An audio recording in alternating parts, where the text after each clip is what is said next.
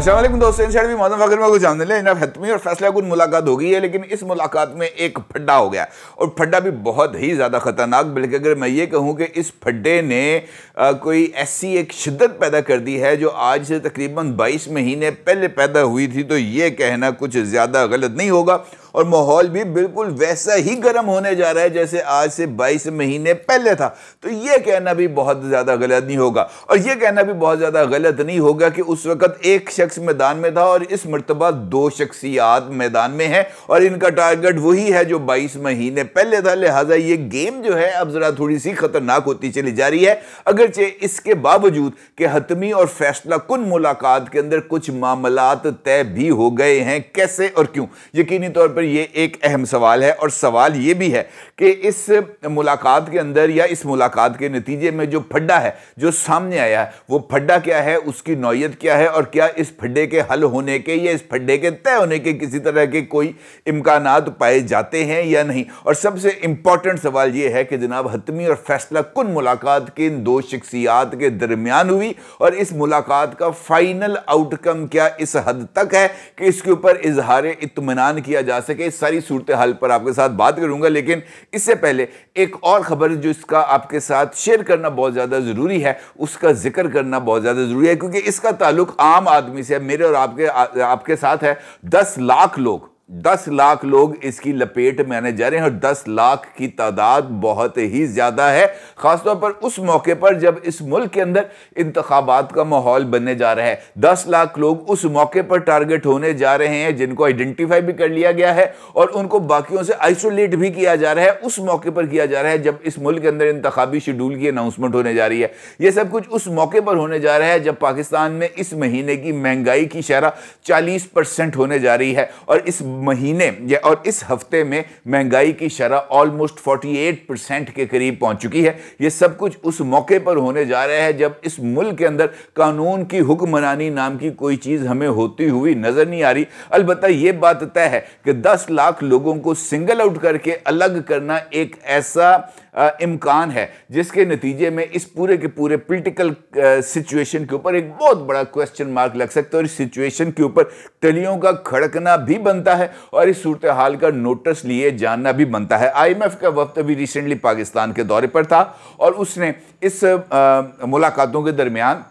जो government of Pakistan के एहलकारों के साथ उनकी हुई है, वज़ीर ख़ज़ाना और दीगर लोगों के साथ, उसके अंदर अगरचे इस बात पर इत्मीनान का इजहार किया गया है कि पाकिस्तान अपनी मईशत को IMF की तरफ से तय करदा गाइडलाइंस के ऊपर चला भी रहा है और अभी तक IMF के प्रोग्राम के ऊपर कारबंद भी है। और इसी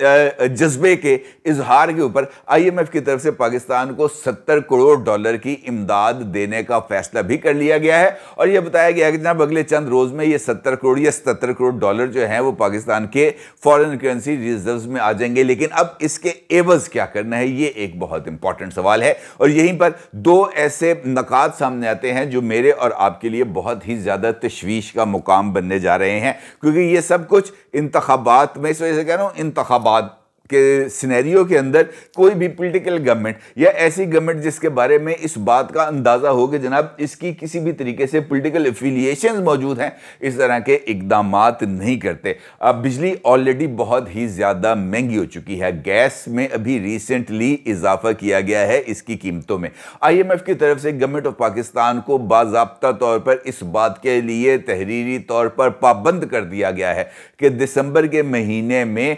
छमाही जो तय किया गया था बिजली की कीमतों में इजाफा करना, इस दिसंबर में यानी अगले महीने बिजली की कीमतों में इजाफा किया जाएगा। और इसमें माजी की तरह इस मरतबा भी लाइफ लाइन सार्फिन को भी शामिल किया जाएगा और इसका मतलब यह है कि बिजली की पर यूनिट कीमत में इजाफे से ना सिर्फ उसकी कॉस्ट बढ़ेगी बल्कि उसके साथ साथ जो टैक्सेस हैं उसकी शरह में भी इजाफा होगा, उसके साथ साथ जो फ्यूल एडजस्टमेंट चार्जेस लगते हैं उसकी शरह में भी इजाफा होगा और उसके नतीजे में पाकिस्तान के अवाम पर महंगाई का एक और बहुत बड़ा वार होने जा रहा है। ना सिर्फ ये, बल्कि इसके साथ साथ गैस की कीमतों में मजीद 42% इजाफे का हुक्म भी सादर कर दिया गया है और मौजूदा निगरान गवर्नमेंट ने इस बात पर आमादगी का इजहार भी कर दिया है कि जनाब हम अपने अवाम के गले पर इस छुरी को चलाने के लिए भी मुकम्मल तौर पर ना सिर्फ तैयार हैं, बल्कि उनके खून का आखिरी कतरा निचोड़ने के लिए भी हम आखिरी हद तक जोर लगाएंगे।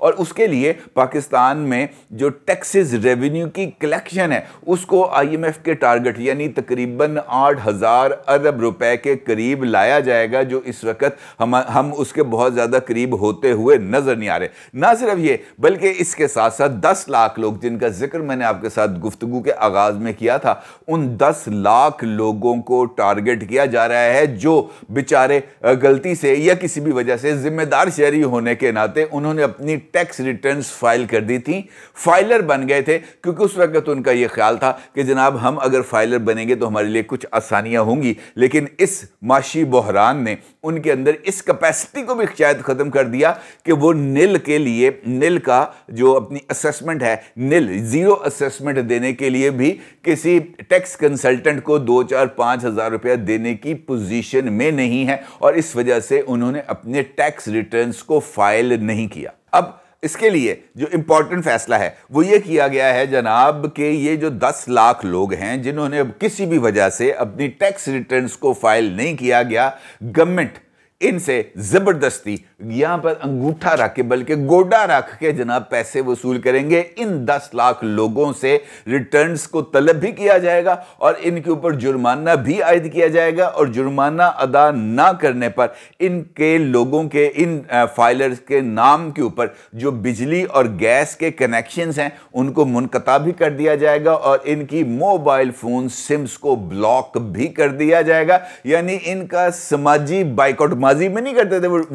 वो जो है समाजी बाइकआउट कर देते, क्या कहते थे उसको, डोली डंडा करके साइड पे बिठा देते थे। इस मर्तबा भी हुकूमत की तरफ से इसी बात का फैसला किया गया है कि ना उनके घरों में बिजली होगी, ना उनके घरों में गैस होगी, ना वो अपने जो है मोबाइल फोन इस्तेमाल कर सकेंगे, ना ही वो किसी यूटिलिटी से फायदा उठा सकेंगे। किस वजह से कि इस मर्तबा उन्होंने महंगाई से तंग आकर, जो रेशोज मैंने आपके साथ गुफ्तगू के आगाज में बताई कि इस एक हफ्ते में यानी गुजरे हुए इस मंडे से लेकर आज सुबह संडे के दौरान ये जो 7 दिन का वक्फा है, इस 7 दिन में खुद इदारा शुमारियात यानी फेडरल गवर्नमेंट का स्टैटिस्टिकल डिवीजन ने अपना जो डेटा दिया है उस डेटे के मुताबिक 48% महंगाई की शरह रही है इन 7 दिनों के दरमियान, जबकि इस महीने यानी गुज़िश्ता 28 रोज के दौरान महंगाई की शरह 42% रही है। और इस दौरान अगर इन लोगों की तरफ से टैक्सेस की जो सबमिशन है, अपनी फाइल्स की सबमिशन, वो अगर रिक्वायर्ड टाइम पर नहीं हुई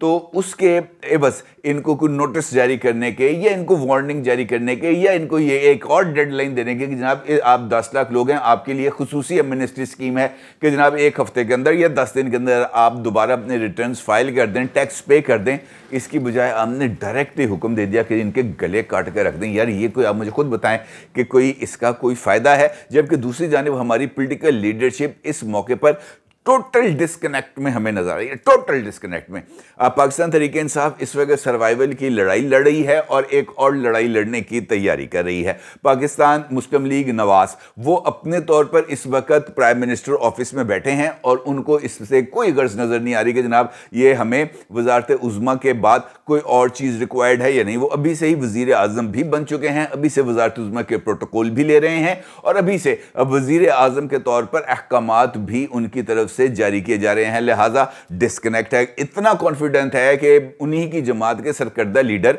जनाब अता तारड़ साहब ये कहते हैं कि जनाब किसी और की फिक्र नहीं है, साड़ी गल होगी है वजीर आजम नवाज शरीफ ही होएगा। यार आप अंदाजा लगाएं,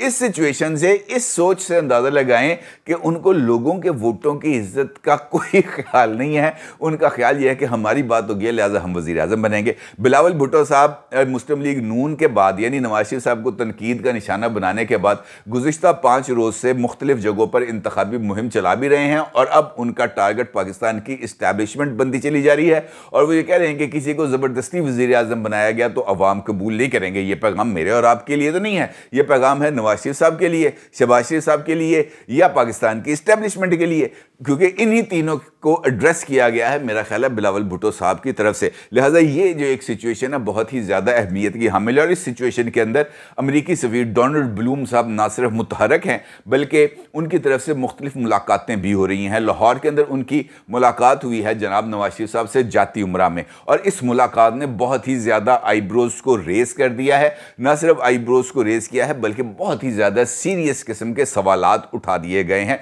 इस मुलाकात को हतमी और फैसला कुन मुलाकात खुद मुस्लिम लीग नून से वाबस्ता अफराद की तरफ से ना सिर्फ करार दिया गया है बल्कि इस बात का तासुर दिया गया है कि जनाब अमेरिका के साथ यस हो गई है और अब नवाज शरीफ साहब के लिए रास्ते मुकम्मल तौर पर साफ हैं। और इसी हवाले से मुस्लिम लीग नून की तरफ से PMLN के ऑफिशियल ट्विटर अकाउंट की तरफ से एक ट्वीट भी जारी किया गया इस मुलाकात के हवाले से। उस ट्वीट का अक्स आप इस वक्त अपनी स्क्रीन पर देख सकते हैं और इस ट्वीट में इस मुलाकात का अहवाल बयान किया गया है। अलबत्ता पाकिस्तान तहरीक इंसाफ ने ना सिर्फ इस मुलाकात को और इस मुलाकात के बाद जारी किए जाने वाले इलामिये को यकसर मुस्तरद कर दिया है और उनका यह कहना है कि एक मरतबा फिर अमेरिका ने पाकिस्तान के मामलात में मुदाखलत की है। मुदाखलत कैसे की है ये एक बहुत ही इंपॉर्टेंट सवाल है। अलबत्ता यहाँ पर पाकिस्तान तहरीक इंसाफ की तरफ से एक मरतबा फिर इशूज़ के साथ मनपसंद अंदाज में जो खेलने की रविश है वो सामने आई है और एक मरतबा फिर जिसे हम कह सकते हैं कि इश्यूज़ को मुख्तलिफ अंदाज से इंटरप्रेट करने की कोशिश की गई है। और ख़ास तौर पर यह ट्वीट जो इस वक्त आप अपनी स्क्रीन पर देख सकते हैं और इसके अंदर कुछ लाइंस जो हैं ब्लू शेड के अंदर आपको नज़र आएंगी, ये इस बात की तरफ इशारा किया जा रहा है कि इस ट्वीट के अंदर ये जो नुक्ते हैं, ये जो गुफ्तगू की गई है, इस नुक्ते को पाकिस्तान तहरीक इंसाफ ने मुस्तरद किया है। और उनका यह कहना है कि इस मुलाकात में यानी इस इलामिये में जो पाकिस्तान मुस्लिम लीग नून के ऑफिशियल ट्विटर अकाउंट से शेयर किया गया है, ब्लू टिक वाले अकाउंट से, उसमें यह बात कही गई है कि मुलाकात के दौरान दोनों रहनुमाओं ने पाकिस्तान की सियासी व माशी सूरत हाल, ख़ास तौर पर आम इंतखाबात की तैयारियों के हवाले से तबादला ख्याल किया। उन्होंने एतमाद का इजहार किया कि आज मुल्क को दरपेश लातादाद मसाइल और बहरानों से निकलने में पाकिस्तान के अवाम एक मरतबा फिर मुस्लिम लीग नून को कायदाना करार देकर भरपूर एतमाद का इजहार करेंगे, यानी उनको वज़ीर आज़म बनाएंगे। ये इस ट्वीट के अंदर इस बात को साबित करने की कोशिश की गई है। ये बात मैं आपको ये बता दूं कि पाकिस्तान मुस्लिम लीग नून की तरफ से इस ट्वीट का अक्स जिस वक्त आप अपनी स्क्रीन पर देख सकते हैं, इसके अंदर छेड़छाड़ की गई है। ये हकीकी ट्वीट नहीं है। हकीकी ट्वीट में इससे बिल्कुल ही यकसर मुख्तलिफ बात की गई है और उस ट्वीट के अंदर ये बात बयान की गई है कि जनाब मुस्लिम लीग नून के कायद नवाज शरीफ की तरफ से इस बात का इजहार किया गया, इस बात के एतमाद का इजहार किया गया कि हमें एक मरतबा फिर अवाम की तरफ से सपोर्ट मिलेगी और हम जो है इस मुल्क पर जो है हुकूमत कर पाएंगे। इस तरह की उन्होंने बात की, लेकिन इस बात को इस तरह ट्विस्ट भी दिया गया और फिर ट्विस्ट देकर इसको सोशल मीडिया पर फैलाया भी गया। सोशल मीडिया पर फैलाकर एक मरतबा फिर जो है वो साइफर वाले बयानिए को ना सिर्फ जिंदा किया गया बल्कि इस बात की कोशिश की गई मुख्तलिफ ट्वीट्स के जरिए कि जनाब ये देखें अब कौन सी सिचुएशन हो रही है। पाकिस्तान तहरीक इंसाफ ने कहा गया उनके अपने ट्वीट में, in their post about Nawaz Sharif meeting with US ambassador Donald Bloom, PMLN's official x account attributes a statement to the ambassador expressing confidence that the people of Pakistan will elect PMLN in the upcoming election is highly inappropriate from any foreign delegate। अब इसका मतलब ये है कि उन्होंने वाज़ेह तौर पर इस बात को जो फैब्रिकेटेड था उसको ना सिर्फ दुरुस्त तस्लीम भी कर लिया और उसको फैला भी दिया और एक मरतबा फिर अमेरिका को पाकिस्तान में मनपसंद हुकूमत इक़्तिदार में लाने का जिम्मेदार ठहराकर वही 22 महीने पुराना खेल असर नौ शुरू कर दिया जिसको साइफर की बुनियाद के ऊपर इमरान खान साहब ने खेला था और अभी वो साइफर की बुनियाद पर कॉन्सिक्वेंसेस को भुगत रहे हैं जेल में होते हुए। लेकिन एक मरतबा फिर इंतखाबात से पहले एंटी अमेरिकन सेंटिमेंट्स को उभारना पाकिस्तान तहरीक इंसाफ की एक पॉलिटिकल मजबूरी है और पाकिस्तान मुस्लिम लीग नवाज को प्रो अमेरिका जाहिर करके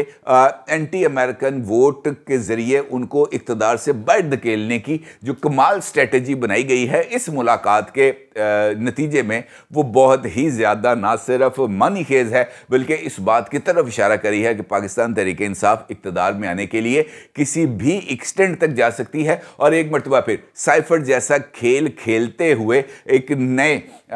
जो बुनियाद है तनाज़े की उसको रख सकती है ताकि उनके लिए किसी न किसी तरीके से इक़्तिदार की गुंजाइश बने, जो किसी भी तौर पर एक दुरुस्त इक़दाम नहीं होना। तो ये चाहिए कि सॉलिड ग्राउंड्स के ऊपर गेम को खेला जाए, लेकिन चूंकि यहाँ पर अब एक वतीरा बन चुका है, एक बंदा कहता है कि मैंने जो है वोट को इज़्ज़त इस तरीके से दिलानी है, दूसरा कहता है जनाब मैंने जेल में रह के वोट को इज़्ज़त दिलानी है, कोई कहता है जनाब हमने पाकिस्तान की गैरत और हमीयत का जो है अलंबरदार बनने हैं, और कोई इसी को कॉम्प्रोमाइज़ करने पर तैयार हो जाता है। लिहाजा इस सिचुएशन के अंदर आगे बढ़ना और सोच समझ के आगे बढ़ना बहुत ही ज़्यादा ज़रूरी है। अपनी राय को ज़रूर इज़हार कीजिएगा। आपको बहुत शुक्रिया। अल्लाह हाफ़िज़।